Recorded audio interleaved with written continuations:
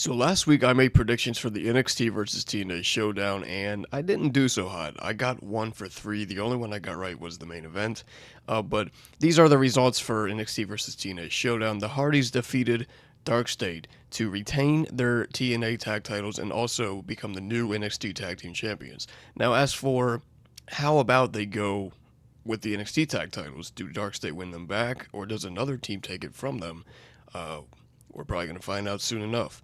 Then, the women's Survivor Series style match, NXT defeated TNA. Now, I was going to say that TNA won that match because of the whole swing and momentum of, what's going on. So, NXT has been crushing TNA, all year.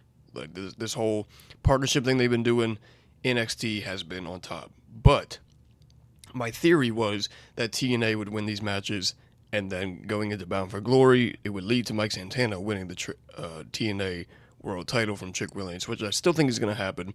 Which, as we saw in the main event, Team TNA did win with Mike Santana getting the pin on Ricky Saints. So I do feel like he is going to beat Trick Williams for the title because TNA does eventually need to get their title back.